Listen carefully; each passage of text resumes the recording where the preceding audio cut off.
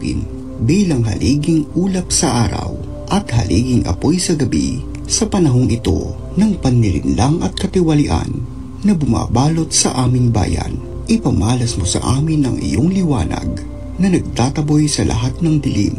Inaamin namin kami rin ay madalas lumalakad sa kadiliman sa aming pananahimik, pagkikibit balikat at kawalang pakialam.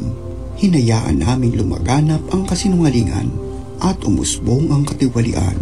Patawarin mo kami, Panginoon, at linisin mo ang aming mga puso sa kasalanang bumubulag at sumisira, kasalanang umaagaw ng pagkain sa mahihirap at ng pag-asa sa buong bayan. Ipagkaloob mo sa amin ang mga pinunong kawangis ng puso ng iyong anak, mga pastol na handang maglingkod, hindi mga lobong sumisira. Sa kapangyarihan ng iyong banal na espiritu, bigyan mo kami ng lakas ng loob na itakwil ang kasinungalingan, ibunyag ang pandaraya, igiit ang katarungan, at ipagtanggol ang katotohanan sa lahat ng aming gawain, pampubliko man o pansarili, upang ang katapatan ay dumaloy sa aming lupain tulad ng ilog, at ang katuwiran ay irumagasa na parang malakas na agos. O Diyos ng katarungan at habag, gawin mong ubasan ng kabutihan ang aming bayan, hindi lason ng kasakiman, manipulasyon at pagkamakasarili, kundi pagyamanin ng katapatan, malasakit at pag-ibig. Hinihiling namin ito sa pamamagitan ni Kristo na aming Panginoon. Amen. Maria, salamin ng katwiran, ipanalangin mo kami. San Miguel Arcangel, ipanalangin mo kami. San Lorenzo Ruiz at San Pedro Calungsod, ipanalangin mo kami.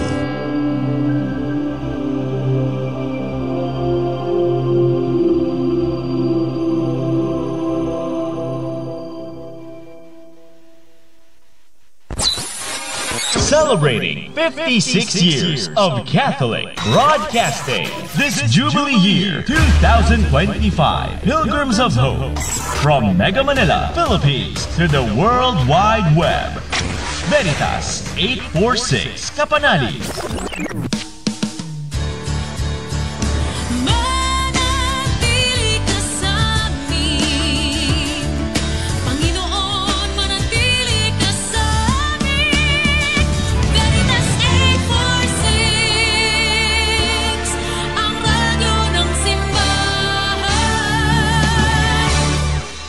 Member, Catholic Media Network and kapisanan ng mga broadcaster ng Pilipinas.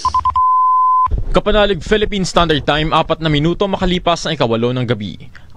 Araw ng Linggo, 23 sa buwan ng Nobyembre, taong 2025. Narito ang Veritas News Alert Nationwide. Hinimok ng kanyang kabanalan Pope Leo XIV ang mga miyembro ng Catholic Biblical Federation na lalo pang gawing madaling maabot ang salita ng Diyos, lalo na para sa mga kabataan sa digital world. Sa pagunita ng ika-60 anibersaryo ng Dei Verbum, iginiit ng Santo Papa na tungkulin ng simbahan na tiyaking may easy access sa mga mananampalataya sa banal na kasulatan upang personal na maranasan ng bawat isa ang pag-ibig ng Diyos. Binanggit din ni Pope Leo XIV na maraming kabataan ang nabubuhay sa online spaces kung saan natatabunan ng ebanghelyo. Dahil dito nanawagan ng Santo Papa sa mga scholar at pastoral workers na lumikha ng bagong paraan ng pagbabahagi ng Biblia upang muling mag-ugat ang salita ng Diyos sa puso ng tao. Umaasa rin si Pope Leo XIV na maging buhay na saksi ang bawat Kristiyano sa pagdadala ng liwanag ng salita ng Diyos sa kasalukuyang panahon. Magbabalik ang mga balita mamayang 9:00. Ako inyong kapanalig Reynalyn Letran Ibanez, sumainyo ang katotohanan. Abangan muli ang Veritas News Alert Nationwide. My word is a lamp unto my feet and a light unto my path. Ang Biblia ngayon. Isang pastoral na pag-aaral tungkol sa nilalaman ng banal na kasulatan, tutugon sa mga usaping kinakaharap natin ngayon, batay sa katotohanan, lapat sa karanasan, tuwing linggo, alas 8 hanggang alas 9 ng gabi. Dito lamang sa Veritas 846, ang radyo totoo. Hatid sa inyo ng Paulines ng Biblical Apostolate ng Archdiocese of Manila at ng Veritas 846. If today you hear the voice of the Lord, harden not your hearts. Ang Biblia ngayon. Makinig.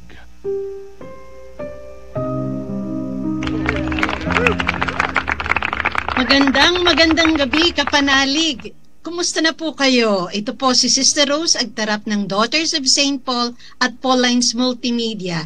Welcome po sa ating programang Ang Biblia Ngayon. Pinagdiriwang natin ang dakilang kapistahan ng Kristong Hari. Viva Cristo Rey! Pasalamatan natin ang Panginoon sa lahat ng kanyang pagpapala at idalangin nating maging mabunga ang nalalabing huling mga araw ng ating liturgical year. Kasi sa susunod na linggo, magsisimula na tayo ng Adbyento, di ba? Welcome pong muli dito sa ating programang Ang Biblia Ngayon. Ready na ba kayo sa inyong mga Biblia? Nasaan man po kayo ngayon at ano man ang ginagawa ninyo, samahan nyo kami sa isang oras ng pag-aaral at pagninilay ng salita ng Diyos.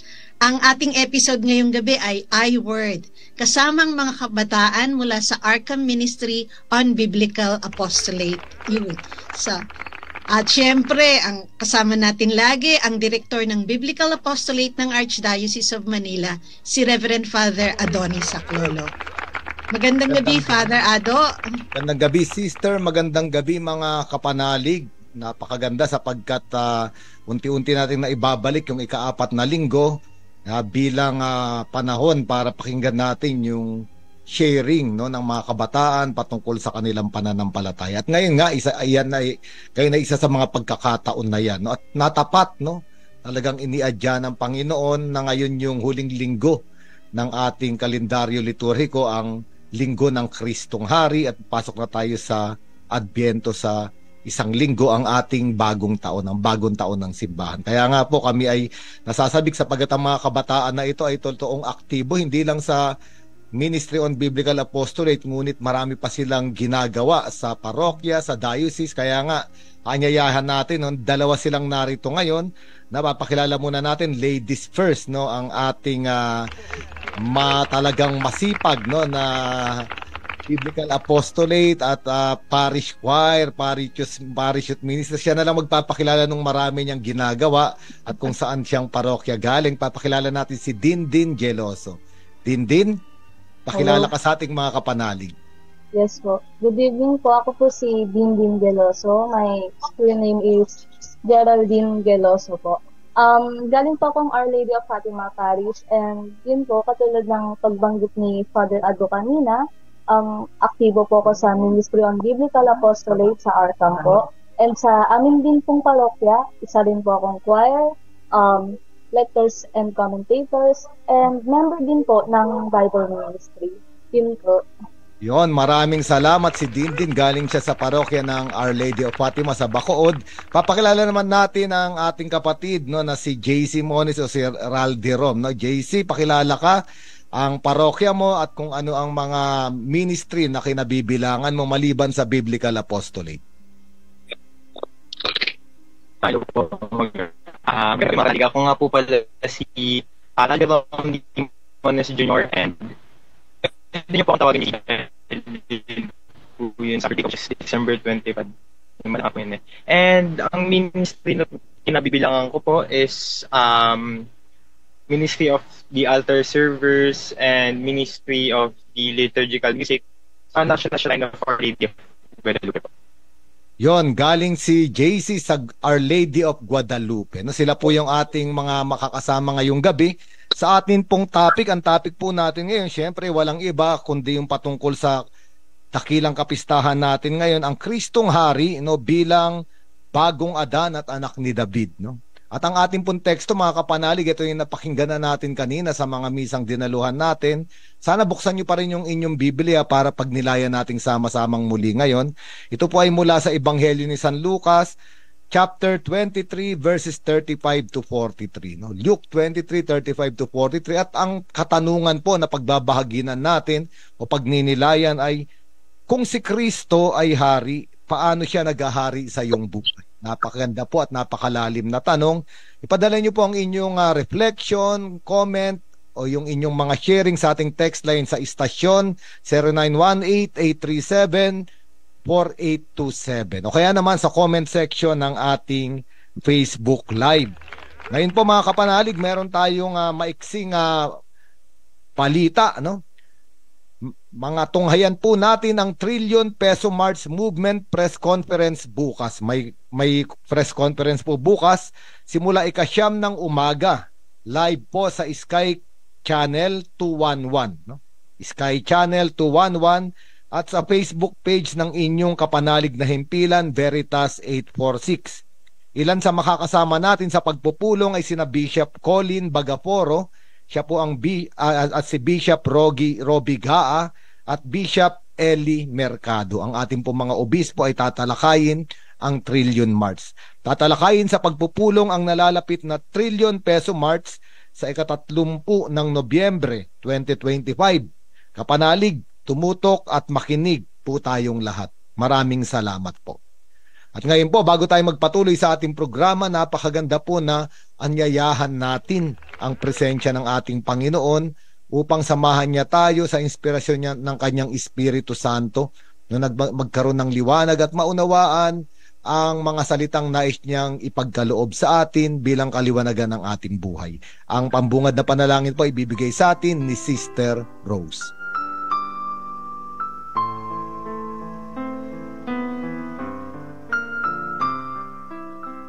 Ang ngalan ng Ama, ng Anak at ng Espiritu Santo. Amen. Amang minamahal, dinadakila at pinupuri ka namin.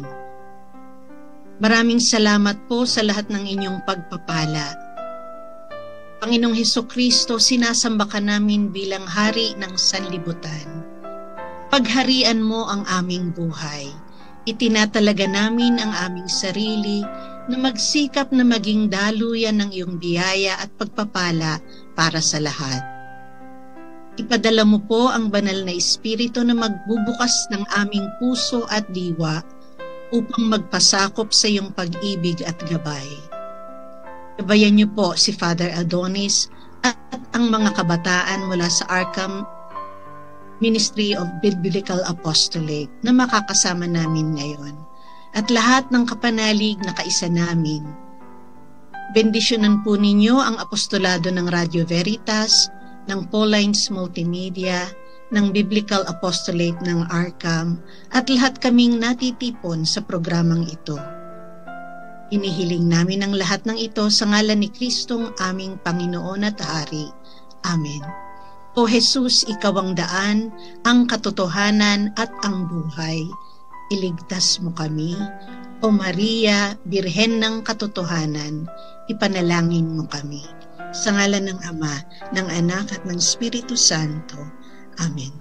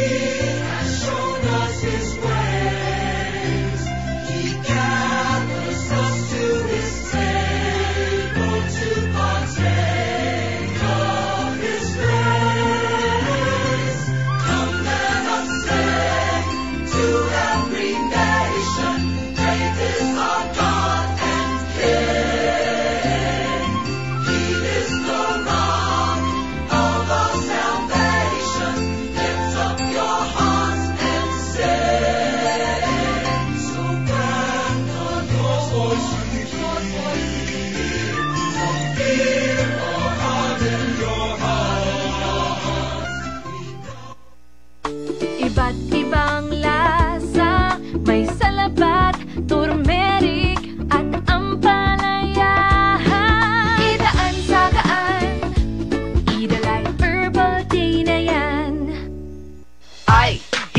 gumalaw ay napapasigaw. Daliri sa paa at kamay, sakit na napapaan. Nandito ang Turmerica Plus, tunay kang walastig.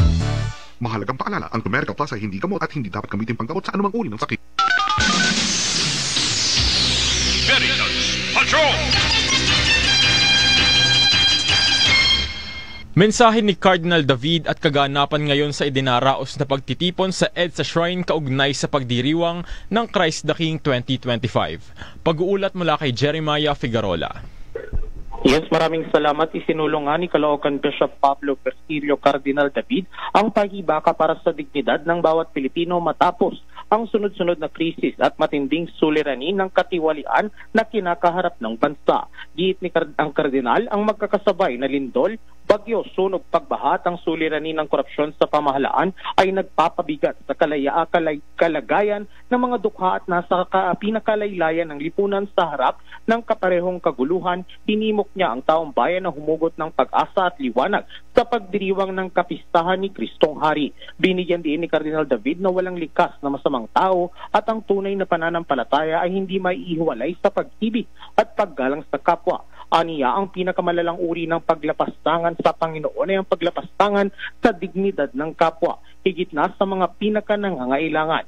Sa patuloy na pagharap ng bansa sa krisis, nananawagan ng simbahan ng pagkakaisa, katarungan at mas matibay na malasakit para sa tao bilang sentro ng lipunan. Kaugnay nito sa misa at mga gawain kung saan pinarating ni Cardinal David ang mensahe, ngayon ay nasa huling bahagi na ang programang pinangasiwaan ng Clergy for Good Governance na pinamagatang Festival of Voices for the Solemnity of the Lord Jesus Christ, King of the Universe, kung saan sa anumang oras ay dadaos na ang candlelighting ceremony bilang paninindigan at paglaban sa korupsyon. Para sa Veritas 846, ang radyo ng simbahan, ako ang inyong kapanalig Jeremiah Figarola, sumaindo ang katotohanan. Veritas Patrol!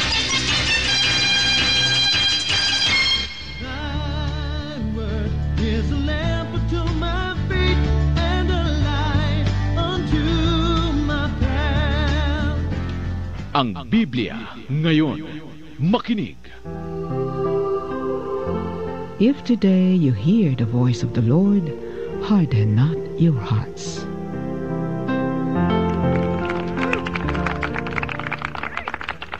Nagbabalik po tayo mga kapanalig sa ating programang Ang Biblia Ngayon. Ang ating pong paksa, Kristong Hari, ang bagong Adan, ang anak ni David.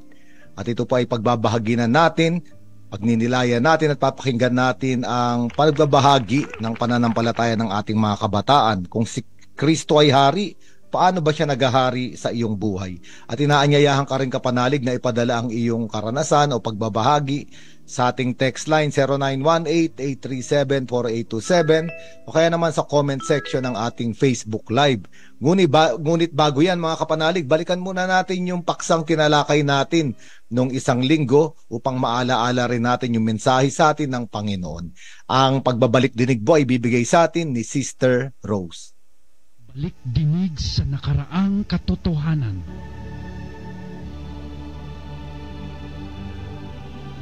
Tinalakay po natin nung nakaraang linggo ang temang biktima o martir. Sabi ni Father Ado, ito ay hango sa Ebanghelyo ni San Lucas chapter 21 verses 5 to 19.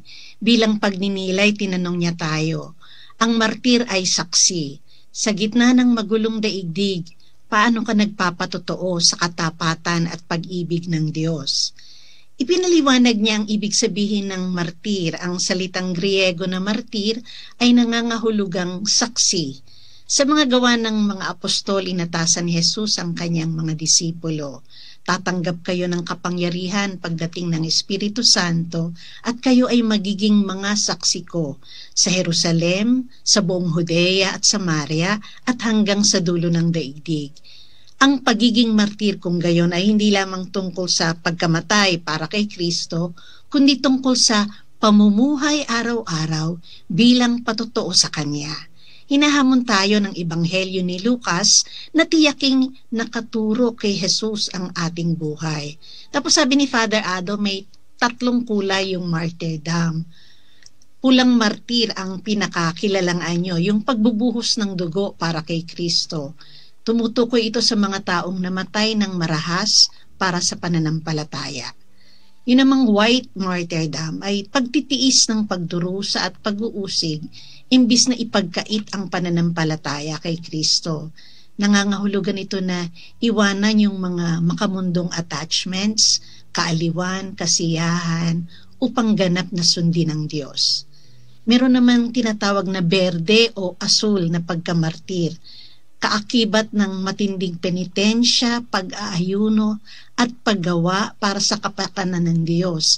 Ito yung araw-araw na sakripisyo at espiritual na pakikibaka bilang saksi sa pananampalataya. Ano ba yung aplikasyon nito sa buhay natin? Sabi ni Father, hindi mabilang ang mga Kristiyano sa buong mundo na nagdurusa para sa pananampalataya. Nagpapaalala ito sa atin na tinatawag rin tayo upang mamuhay bilang mga saksi, hindi mga biktima.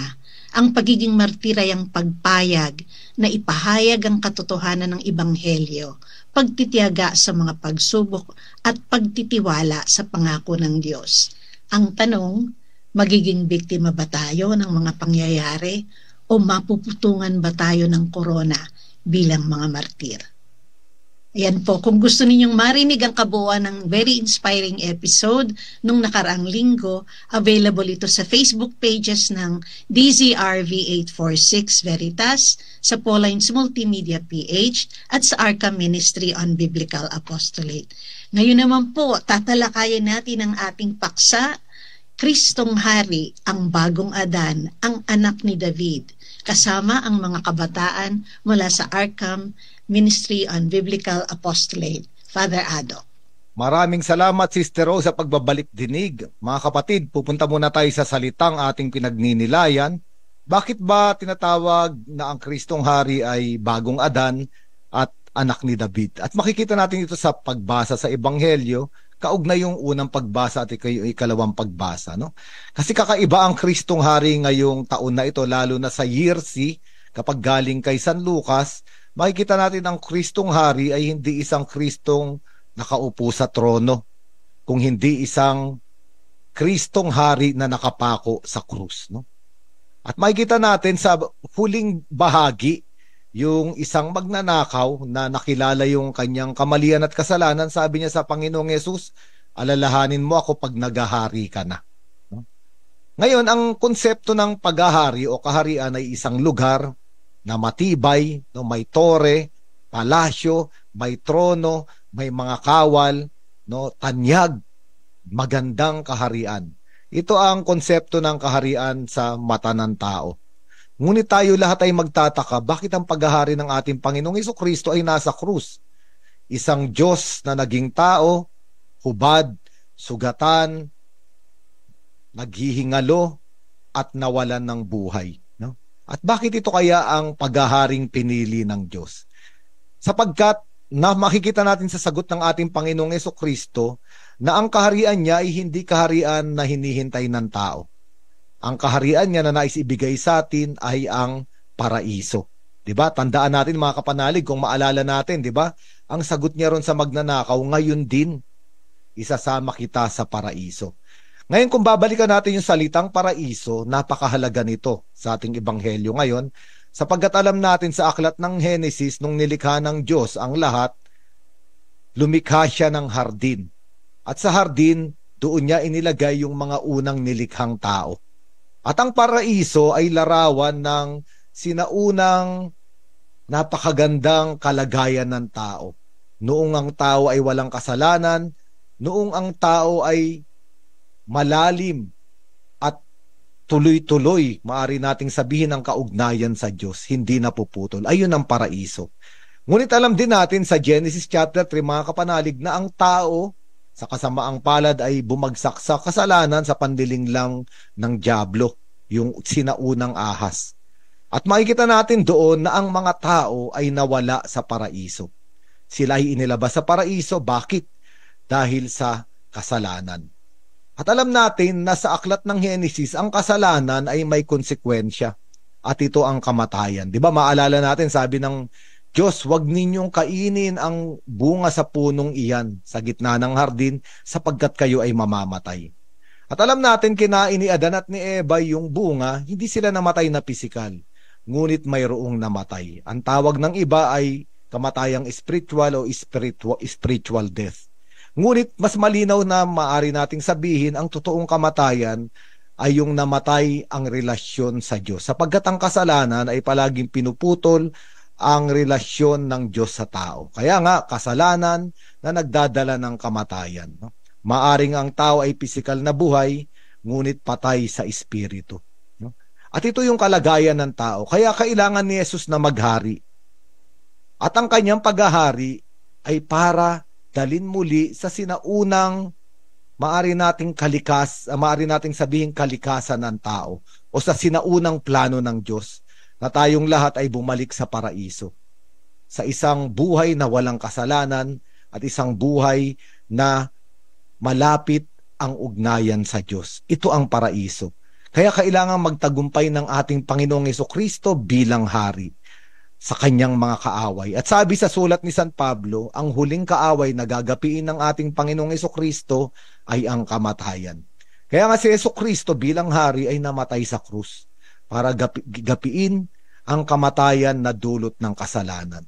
Ngunit makikita natin na sa Ebanghelyong ito, noong binanggit yung paraiso, ay para bang ipinapakilala ang isang bagong Adan. Mababasa natin ito sa sulat ni San Pablo sa mga taga-Roma, lalo na ron sa chapter 5. Sabi roon na dahil sa isang tao na nagkasala, ang lahat ay nagkasala. At itinutukoy doon si Adan o yung lumang Adan.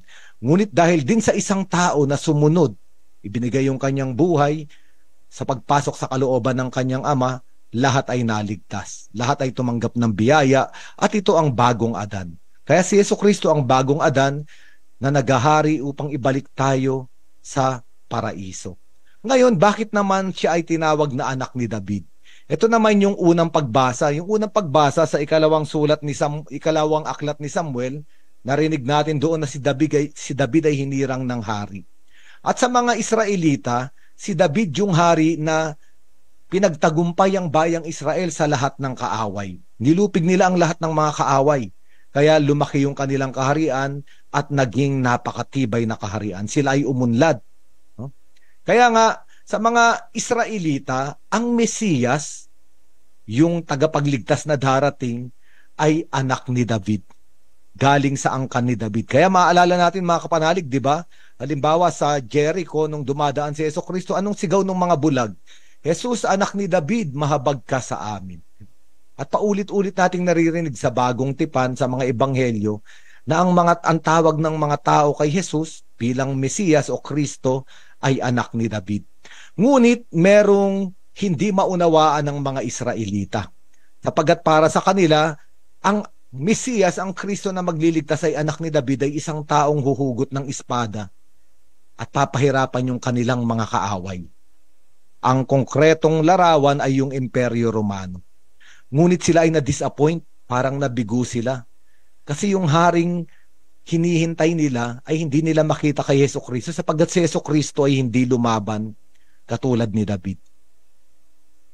Ngunit si Jesucristo ay totoong anak ni David pagkat si Jesucristo ay nakipaglaban, ngunit hindi sa tao, kung hindi sa pinagsisimulan ng kasalanan at kamatayan. No, kaya nga si Jesucristo ang anak ni David para wasakin ang totoong kaaway. Ang totoong kaaway ay yung nandin lang sa tao at ito po ay ang dyablo, ang sinaunang ahas na may dulot ng kasalanan at kamatayan. Sa krus, si Jesucristo ay itinalagang hari at siya ay nagtagumpay. Kaya ang ating Panginoong Jesucristo sa krus ay hari. At ito yung ikalawang pagbasa. Sabi sa ikalawang pagbasa, sa pamamagitan ng krus ng ating Panginoong Jesucristo, tinipon muli ng Diyos at pinag-isa ang langit at lupa at lahat ng nilalang. Ito ang tagumpay ng Kristong hari. At ito po yung pagbabahagi na natin mamaya, nasasabik na tayo. Papakinggan natin si Dindin at si JC, ganon din si Sister Rose, matapos ang maiksing pagpapahinga.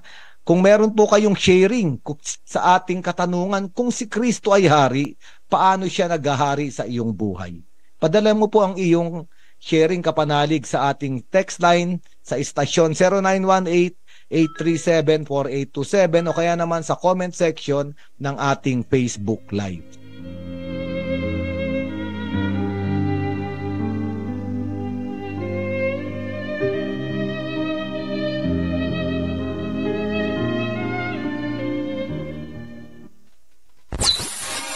Celebrating 56 years of Catholic Broadcasting. This Jubilee Year 2025, Pilgrims of Hope. From Mega Manila, Philippines to the World Wide Web. Veritas 846 Kapanali.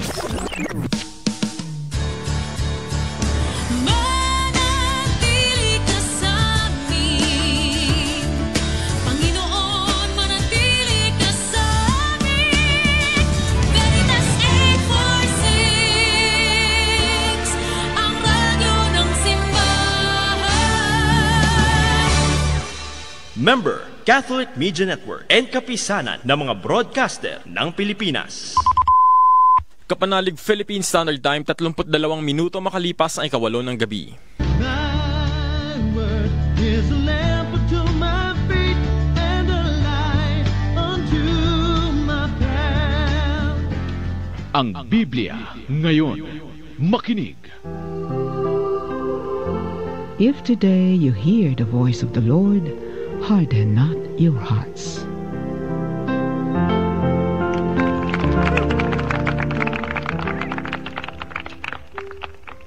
Ayan mga kapanalig, narito na tayo sa ating hinihintay. Tignan natin ang interpretasyon o ang pagninilay ng ating mga kabataan sa salita ng Diyos. Kaya palaging ladies first tayo, no?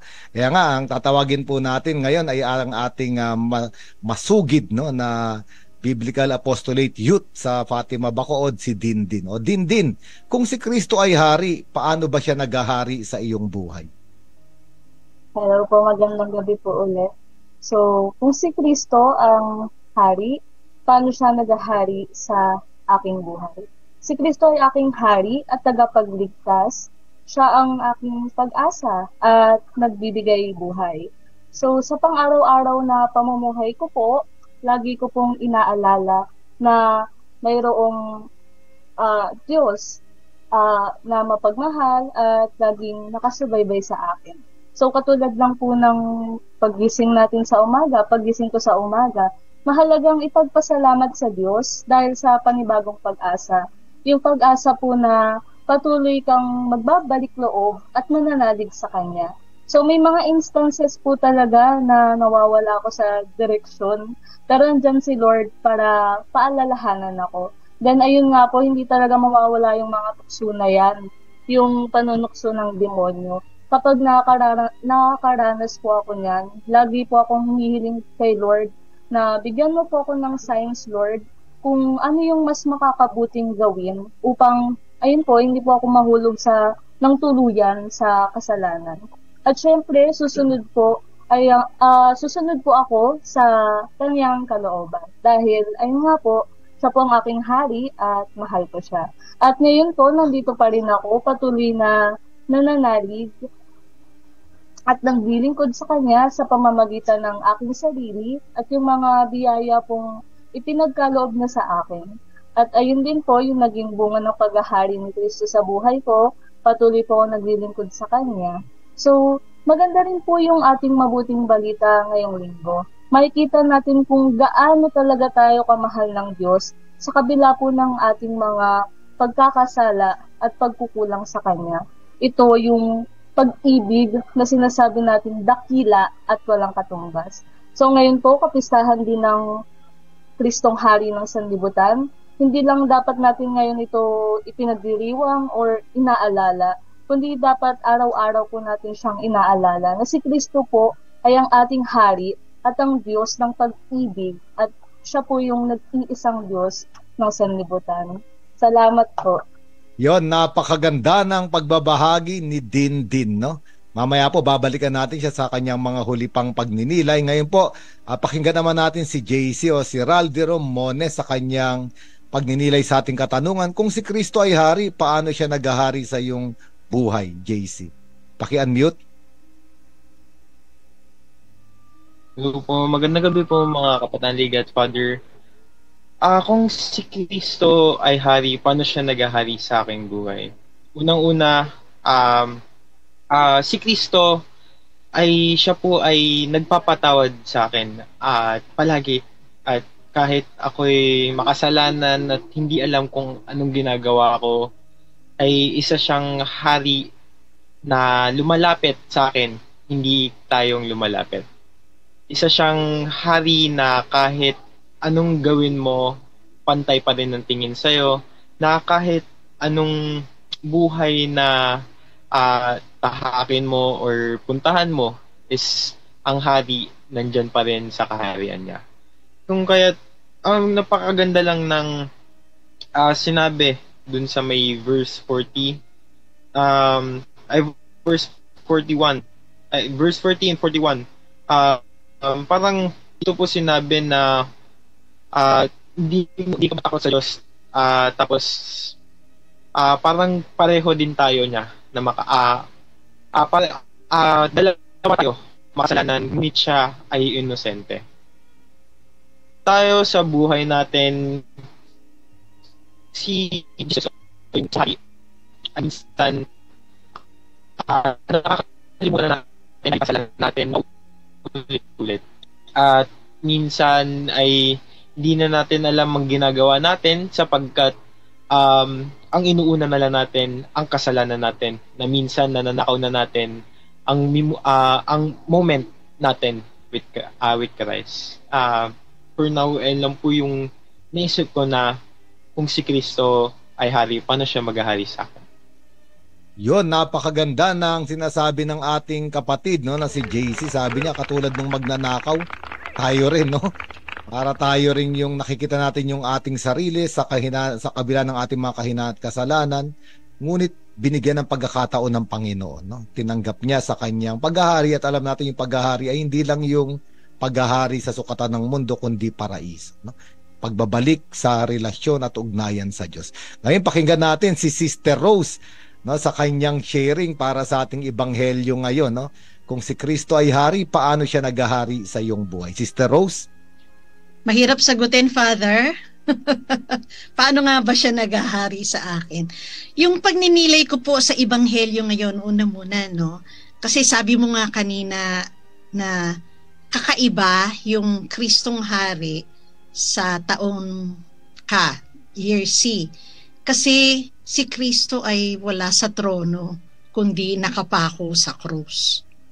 Pero habang pinagninilayan ko kaninang umaga, sabi ko, paano ba may ganun ba talagang hari na naghihirap, nagdurusa, tinutuya? Pagkatapos, pati yung mga kasama niyang nakapako, diba? Sabi niya, yung isa, tinuya siya, pero yung isa humingi ng tawad. Sabi kong ganun, siguro yun yung ganun niya pinakita na, kasi helpless siya, no? Di ba nakapako siya, parehong kami, wala na siyang ibang magagawa bilang tao. Pero bilang hari, yun talaga ang pagkahari ni Kristo, hindi yung kapangyarihan, katanyagan, kayamanan, kundi pagmamahal, pagpapatawad, pagtanggap sa lahat. So, medyo habang pinagninilayan ko yun, naisip ko yung sinasabi ng aming founder, si Blessed James Alberione. Ang debosyon kasi namin kay Kristo ay bilang Jesus Maestro. Jesus Master, the way, the truth, and the life. At yung paghahari ni Kristo sa amin bilang Paulines, yun yung hahayaan mo si Kristong maghari sa iyong isip, sa iyong will, sa iyong ano ba ang will sa Tagalog? Kalooban. Oo. At sa iyong buhay. So, hahayaan mong si Kristo na daan ang gagabay sa iyong kalooban, si Kristo na katotohanan ang papalit sa iyong kaisipan, si Kristo na buhay ang siyang mabubuhay sa iyo. Tinatawag namin ito Christification, transformation in Christ. So ito yung paano ko hinahayaang maging hari o maghari si Kristo sa aking buhay, yung pang-araw-araw na pagbabasa ng salita ng Diyos at pagninilay dito, yun yung nagiging paraan para unti-unting mabago yung aking kaisipan, na mapuno ako ng salita ng Diyos at mag-isip ako tulad ni Kristo. Yung aking kalooban magbabago, tulad ng kaganapan, magiging daan katulad ni Kristo. At yung aking buhay, paano ba siya maghahari sa akin kung hindi nakikita kung paano siya nabuhay din? So yun, Father, naghahari si Kristo sa akin, hinahayaan ko siyang maghari dahil hinahayaan kong magkaroon ng pagbabago ang aking isip, ang aking kalooban at ang aking buhay. Napakaganda, sister. Ang ganda ng salitang Christification, no? Napakagandang salita yan. Tandaan natin, mga kapanalig, Christification. Ngayon, alam nyo ba, mga kapanalig, sister, din, JC, may magandang interpretasyon akong nabasa. Kasi sa Luke chapter 4, di ba, nasa Luke chapter, tayo ngayon, 23. Sa Luke chapter 4, ayun yung panunukso ng dyablo kay Jesus sa disyerto. At alam ba natin, mga kapanalig, yung mga salita ron ay parehas lang dito. Di ba sabi ng dyablo, kung ikaw ay anak ng Diyos, gawin mong tinapay yung bato. Iligtas mo yung sarili mo. Huwag kang magutom. Kung ikaw ay anak ng Diyos, ba't ka magpapapako sa krus? Tumalon ka sa taluktok ng templo, lulutang ka sapagkat sasaluhin ka ng mga anghel. Di ba? Kung ikaw ang anak ng Diyos, bakit ka magdudusa, magiging makapangyarihan ka sa mundo, sambahin mo lang ako. At sabi ron sa Luke chapter 4, nung napagtagumpayan ni Jesucristo ang panunukso, sabi ron umalis ang dyablo upang bumalik sa takdang panahon. At yung takdang panahon ay dito sa krus. Sapagkat 3 ulit maririnig natin, unang-una yung mga punong reliyoso, tinutuya siya, sabi, kung ikaw ang Mesiyas, kung ikaw ang anak ng Diyos, iligtas mo ang iyong sarili. Pangalawa, yung mga kawal, binigyan siya ng maasim na alak. Yung maasim na alak, mga kapanalig, parang anesthesia ito. Para bang inumin mo ito para takasan mo yung sakit, yung paghihirap, hindi tinanggihan ng Panginoon. Ang sinabi ng mga kawal, kung ikaw ang hari ng mga Hudyo, ang Kristo, iligtas mo ang iyong sarili. Yung magnanakaw din na isa, no, na tinutuya si Jesus, sabi ng magnanakaw, kung ikaw ang Mesiyas, iligtas mo ang iyong sarili at kami. No, para bang paulit-ulit na binibigyang diin, iligtas mo ang iyong sarili, wag mong ibigay. No? Pero naghari ang ating Panginoong Jesucristo sa panawagan ng sarili.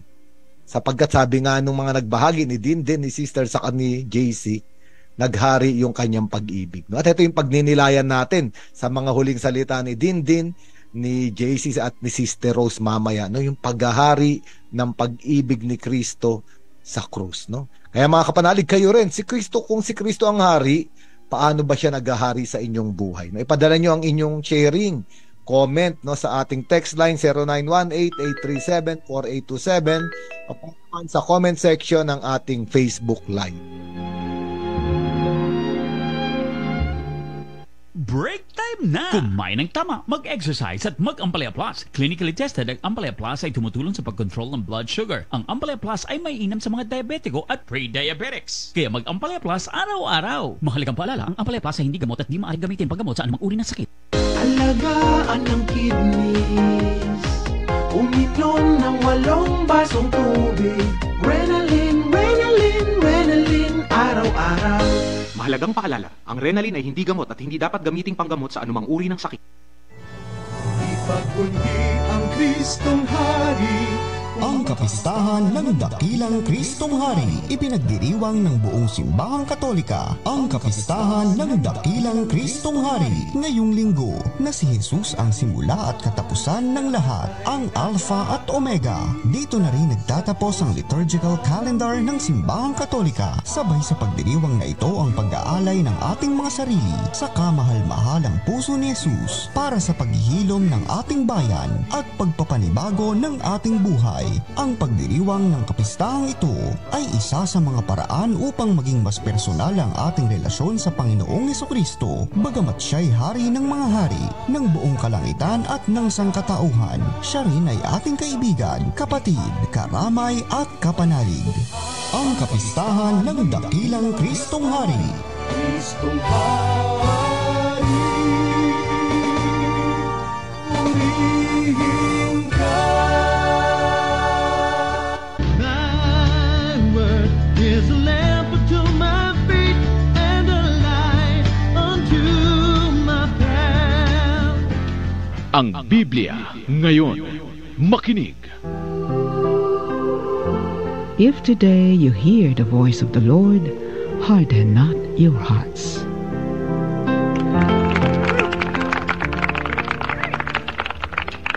Yan mga kapanalig, lumalalim ang ating pagbabahaginan, no?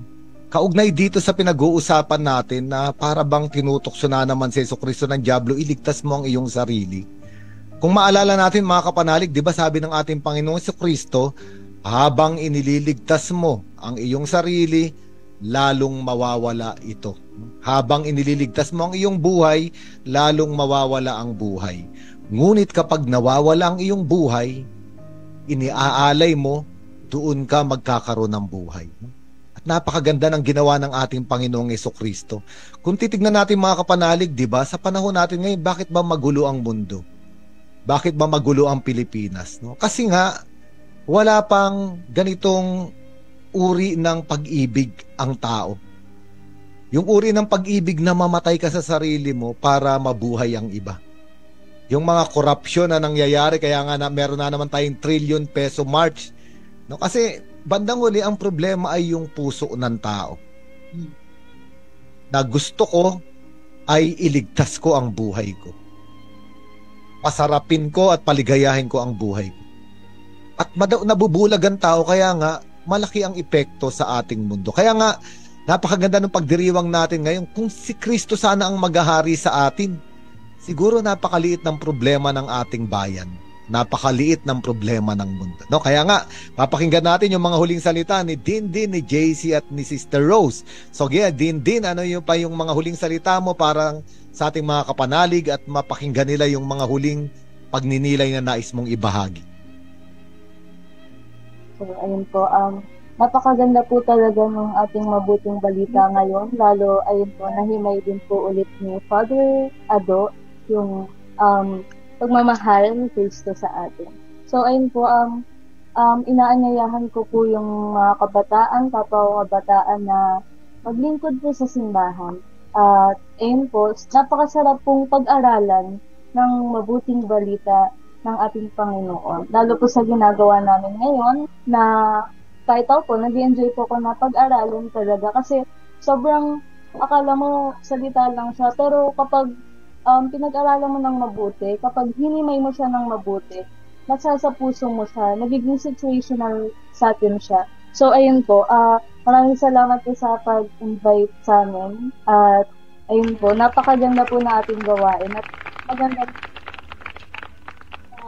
nilayan natin ulit yung ating mabuting balita po ngayon. Salamat po. Salamat din sa iyong pagparito at sana sa uulitin maanyayahan ka uli namin. O JC, ang mga huling pagninilay at kaliwanagan na nais mong ibahagi sa mga kapanalig. Hello po. Maganda. At share ko lang po is itong like nasulat ko po kanina. Tungkol po ito sa likes of social media. Siya po natin ngayon, maraming influencers o maraming tao na gusto ng likes. Ganun din yun. Ano pang sinasabi kong likes na ito? Una-una, L, the life or love. Dito po sa L na to is si Kristo na Panginoon natin ay binibigyan tayo ng buhay kung maniniwala ka sa Kanya. Dalawa, the indulgence or the influence. Indulgence po is in the Catholic Church, ang dinescribe po ito as for forgiveness of sins. Or let's just say na ang indulgence na to ay pagpatawad and influence of God o yung influence ng Panginoon na patuloy at patuloy na pinapatawad tayo. And what is the key? The knowing. Ang Panginoon natin ay nakakaalam kung ano mga pagkasala o kung ano yung mga nagagawa mo sa buhay. Kaya kung nagkasala ka, lumapit ka lang sa Kanya at alam niya kung anong gagawin sa'yo. And what is the E? The equal. All of us are equal. Kahit magnanakaw ka man dun sa cross o kahit ikaw yung masamang magnanakaw, equal pa rin as long na lumapit ka sa Panginoon. Kaya nga't sinabi dito sa May 42, remember me when you come into your kingdom.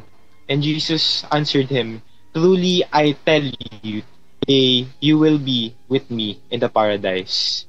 Kahit na magnanakaw ka, kahit na makasalanan ka, equally lahat tayo mapupunta sa langit. And what is the S? The Savior. Jesus Christ, the King, is our Savior. Na kahit magkasala ka, na kahit paulit-ulit na ginagawa mo yung kasalanan mo, lumapit ka lang sa Panginoon at mag-repent ka or humingi ka ng pagpapatawad, papatawarin ka niya, ililigtas ka niya. Likes, life, influence or indulgence, knowing, equal, and our Savior. Likes of the social media today. Thank you po. Salamat JC sa acronym no ng likes. Malalim pala ang kahulugan no. O sister, sa huling pagbabahagi mo para sa ating mga kapanalig bilang kaliwanagan sa ating lahat. Sa akin po, Father, siguro ibibigyang diin ko din yung huling sinabi ni JC, no? Kasi napakaraming depression sa ating panahon ngayon. At karaniwan, ang dahilan ng depression ay minsan yung nakatutok nga sa sarili at kung ano yung sinasabi ng iba tungkol sa sarili. Siguro ang paanyaya ko at siguro yun din ang sinasabi sa atin ng Panginoon.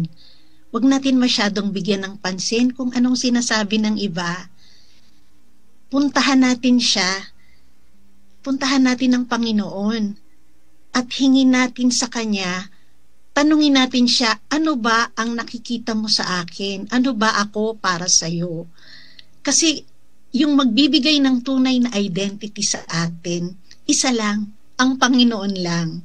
At katulad nung mabuting the good thief, no? Yung kasama niya. Ang sinabi lang niya, Jesus, alalahanan mo ako. No?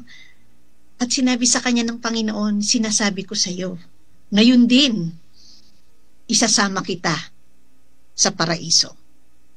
Yun. It is only Jesus who will give us true life. It is only Jesus who will reveal to us who we are. And if we know who we are in His eyes, magkakaroon tayo ng kapayapaan at ang mararamdaman natin, walang sawang pagmamahal, pagpapatawad at pagtanggap. Lumapit tayo sa Kanya. Yun lang po. Napakaganda, no? Ngayon gusto ko lang bigyan din kasi may nagtatanong sa akin, no? Mabuting magnanakaw. Paano naging mabuti yung magnanakaw? Simple lang, malinaw sa Ebanghelyo. Kasi inamin niyang magnanakaw siya. No? Kaya nga siya pumasok sa paraiso. Yung ibang magnanakaw at hindi naman nila inaamin na magnanakaw sila, hindi naman siyempre pahihintulutan na pumasok, no? Kasi parang kapag inamin mo yung kasalanan mo, kumakapit ka sa Diyos at pinagsisisihan mo. At hindi ka na masama sa oras na yun dahil napapatawad ka. Pero yung taong ayaw niyang aminin yung kanyang kasalanan, para bang mahal niya yung kasalanan niya. At ayun yung nais niyang kapitan. Naalala ko si Zacchaeus. Sa Ebanghelyo ni San Lucas, ganun din. Yung kasaysayan, Luke chapter 19. Chief tax collector siya at marami siyang pinahirapan. Tanong sabi niya kay Jesus, Panginoon, kung may dinaya akong sino man, ibibigay ko ng 2 ulit o higit pa, ibabalik ko. Ayun nga, yung maraming usapan ngayon sa ating bansa, napakaraming magnanakaw, totoo. Lahat ay pwedeng maligtas, sabi nga ni JC. Kung aaminin mong nagnanakaw ka, at kung ibabalik mo yung ninakaw mo. Ganun na, ayun nasa Ebanghelyo. Ayun nasa Ebanghelyo. Totoo, puno ng pag-ibig ang Diyos. Pero kailangan ng kooperasyon ng tao. No? Kaya mga kapanalig, napakaganda na itong ating talakayan, ngunit wala na tayong oras. Kaya magpasalamat tayo sa ating mga kabataan na punong-puno ng lalim yung kanilang pagninilay at pananampalataya na ibinahagi sa atin kay Dindin at kay JC, no? From Guadalupe and from Our Lady of Fatima, Bacood Parish. O sister, siguro pwede na tayong magbasa ng ating mga comment, no? Sabi rito, sister na Sister Kabanalig Elizabeth Marsan, please pray for Marsan family. Papanalangin po namin kayo. Sabi naman ng kapanalig natin si Lola Mem ng Bulacan, sabi niya, mapagpalang araw. Pakisama po ako sa misa at dasal ang kagalingan ko. Sana okay ang resulta ng laboratory test ko. God bless po. Sabi naman ng ating kapanalig, no, na si Brad Rafael ng Nabotas, good evening sister and father and youngsters. Si Kristo ay hari ng sanlibutan, na kung paano siya naghahari sa akin ay ang pagsunod sa kanyang banal na kalooban, sa pag-iwas gumawa ng kasalanan sa mga tao, pag-iwas sa lugar na masama o bisyo na pinagmumulan ng kasalanan, at sa halip ay ituon ng pansin na makapaglingkod sa simbahan. Brad Rafael ng Nabotas. Okay? Sister, meron ba tayo dyan sa ating Facebook comment section na mga nag-share? Medyo marami po. Sabi ni Kapanalig Cynthia Orozco, in the homily I heard today, the priest said, aside from the throne in heaven where Jesus reigns, there is another throne, and that is the throne in our hearts. I allow him to be part of my life, thanking him always in all simple everyday blessings, letting him to be in charge of my life, to have his way in my life. Ayan, salamat Kapanalig. At sabi naman ni Kapanalig Tessie Tuason, salamat Father Adonis, salamat. Sister Rose, napakadakila ng Diyos. Kung wala siya sa buhay ko, di ko alam saan ako pupulutin sa dami ng mga ups and downs sa buhay ko. Madaling magdesisyon bilang isang tao, pero di ito hinayaan ng Diyos na mangyari. Ramdam ko ang pagmamahal ng Diyos sa buhay ko dahil hanggang ngayon, buo pa rin ang pamilya ko. Salamat sa Diyos. Ayan. Excuse me. Yung mga bumati po, Father, medyo madami. Si Kapanalig Candida Cruz, kumusta na po kayo, sister? Sana po lagi kayong mabuti. Si Romel Mateo, Kapanalig Romel Mateo. Kapanalig Ruby Sangoyo, Blessed Sunday po, Father Ado and Sister Rose, watching from Malabon. Si Kapanalig Lululi, magandang gabi po, Father and Sister. God bless po. A blessed feast of Christ the King.